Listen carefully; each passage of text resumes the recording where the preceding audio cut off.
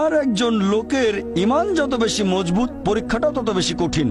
তাকওয়া যত বেশি থাকে, আল্লাহ তত কঠিন পরীক্ষা দেবেন। আপনি কোথাও এমবিবিএস নিয়ে পড়াশোনা করছেন কারণ বেশি নম্বর পেয়েছিলেন এইচএসসি-তে, সেজন্য এখানেও পরীক্ষা কঠিন।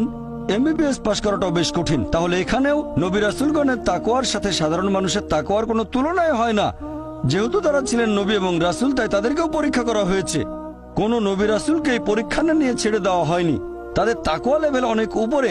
নবী রাসূলকে অনেক বেশিবার পরীক্ষা করা হয়েছে সাধারণ মানুষের চেয়ে। আপনার বাচ্চা অনেক বেশি, অনেক কঠিন।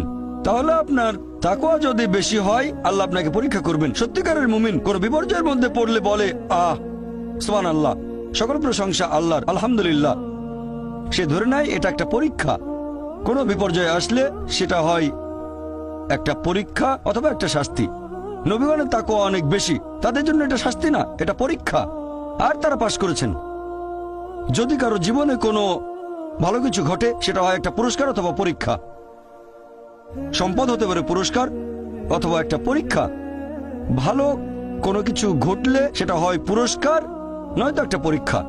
অনেকে আল্লাহর পথ থেকে দূরে সরে যায়, তারপরে বলে আমাকে সম্পদ দাও, আল্লাহর সম্পদ দেন। তারপরে তারা পরীক্ষায় ফেল করে। তাহলে এই পৃথিবীতে তারা তাদের ইচ্ছে মতো আরামায়েশ করে, কিন্তু আখিরাতে শুধু ক্ষতিগ্রস্ত হয়। দান একটা পরীক্ষা, সন্তুষ্ট হওয়া পরীক্ষা, সন্তান সন্ততিও পরীক্ষা। অনেক সময় আমরা মুসলিমরা আল্লাহ তাআলার কাছে অভিযোগ করি যে আল্লাহ, তোমার কাছে এত দোয়া করি তবু তুমি কবুল করো না কেন? আল্লাহ পবিত্র কোরআনে বলেছেন, তোমরা আমাকে ডাকো, আমি তোমাদের ডাকে সাড়া দেব। তবে আমার আপনার ডাকে আল্লাহ সবসময় সাড়া দেন না। পরস্পর বিরোধী মনে হচ্ছে। আল্লাহ বলেছেন আমাকে ডাকো, আমি সাড়া দেব। তবে অনেক সময় দোয়া করছি কিন্তু কবুল হচ্ছে না। আল্লাহ পবিত্র কোরআনে বলেছেন সূরা বাকারা অধ্যায় নম্বর 2 আয়াত 216, তোমরা যা পছন্দ করো সেটা হয়তো তোমাদের জন্য ভালো না, আর যেটা পছন্দ করো না সেটা হয়তো ভালো। তোমরা এটা জানো না, তবে আল্লাহ জানেন।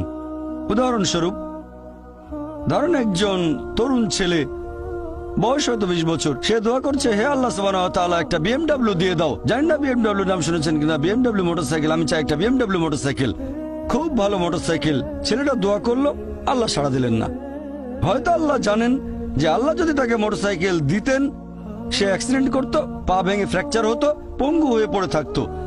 তাহলে এখানে আল্লাহ সুবহানাহু ওয়া তাআলা তার ডাকে সাড়া দিয়েছেন সাড়া না দেওয়ার মাধ্যমে। আল্লাহ তার ডাকে সাড়া দিয়েছেন সাড়া না দেওয়ার মাধ্যমে। আল্লাহ তাকে মোটরসাইকেল দেননি কারণ সে ভালো বান্দা, সে খুব ভালো মানুষ, সে যা যাচ্ছে তা ভালো হবে না আমি জানি, কিন্তু সে জানে না, তাই আল্লাহ দিচ্ছেন না। এভাবে আল্লাহ সাড়া দিচ্ছেন সাড়া না দেওয়ার মাধ্যমে। আবার কিছু লোকজন আছে, যেমন আল্লাহ বলেছেন পবিত্র কোরআনে সূরা বাকারা অধ্যায় নম্বর 2 আয়াত 15 ও 16, এখানে ভণ্ডদের কথা বলা হচ্ছে। আল্লাহ তাদের রশি দেবেন, তারা বিভ্রান্তের মতো ঘুরে বেড়াবে। তারা সম্পদ চেয়েছে, আল্লাহ দিয়েছেন। অনেকে আছে যারা আল্লাহর সাথে অন্য কাউকে শরীক করে। তারা বলে অনেক সম্পদ চাই, আল্লাহ তাদের সম্পদ দেন। এটা তাদের জন্য আসলে একটা পরীক্ষা। এভাবে তারা নিজেদের কবর খুঁড়ছে। তাই আমরা কখনোই হতাশ হব না। আল্লাহ তাআলা আছেন সব সময়, আল্লাহর উপর সবসময় ভরসা রাখবেন। সেই কারণেই পবিত্র কোরআন অনুযায়ী আত্মহত্যা হারাম। সূরা নিসা অধ্যায় 4, তোমরা নিজেকে হত্যা করো না, আত্মহত্যা করো না, নিশ্চয়ই আল্লাহ পরম দয়ালু, সাহায্য করবেন, তার উপর ভরসা করবেন। যখন কোনো লোক আত্মহত্যা করে তখন মনে হবে সে অকৃতজ্ঞ। সে ভাবছে আল্লাহ আমাকে অনেক বিপদে ফেলেছে, এটা কোনো সুবিচার না, এভাবে বেঁচে থাকার কোনো মানে হয় না, তাই শেষ করে দেব।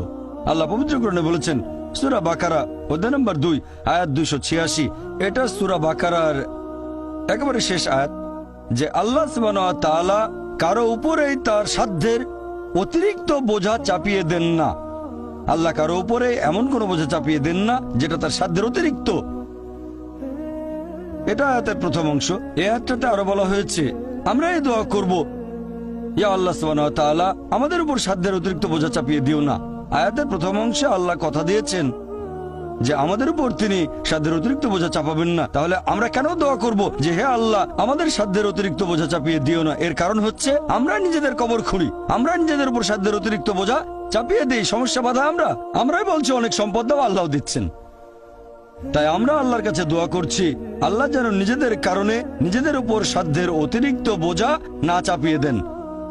আমরা সবসময় আল্লাহ তাআলার উপর ভরসা করব, একমাত্র তার ইবাদত করব। তিনি আমাদের স্রষ্টা, আমাদের অস্তিত্বের পেছনের উদ্দেশ্য হচ্ছে আল্লাহ সুবহানাহু ওয়া তাআলার ইবাদত করা, অন্য কারো নয়। পৃথিবীর জীবন পরকালের জন্য পরীক্ষা। আল্লাহর আদেশ মেনে চলেন আর সন্তুষ্ট থাকেন। যেরকম পরীক্ষায় সামনে পড়ুক, সত্যিকারের মুসলিম সবসময় বলবে আল্লাহকে ধন্যবাদ। সাধারণত আমরা অভিযোগ করি আমাদের এটা নেই, আমাদের ওটা নেই। জীবনের জন্য সবচেয়ে গুরুত্বপূর্ণ জিনিস কি? কেউ বলবে খাবার, কেউ বলবে পানি, সবচেয়ে গুরুত্বপূর্ণ বাতাস। কয়েক মিনিটের জন্য নিঃশ্বাস বন্ধ করেন, মারা যাবেন। আমাদের মধ্যে কেউ কি আল্লাহ সুবহানাহু ওয়া তাআলাকে এর জন্য ধন্যবাদ জানিয়েছেন যে বাতাস দিয়েছো সেজন্য অনেক ধন্যবাদ? আমাদের মধ্যে কতজন এটা করেছে? আমরা কি এটা বুঝতে পারছি? ফ্রি বাতাস তো ফ্রি পাচ্ছি আর কি। আমরা শ্রদ্ধা করবো আল্লাহ তাআলার নিদর্শনগুলোকে, শ্রদ্ধা করবো আল্লাহর নিয়ামতগুলোকে।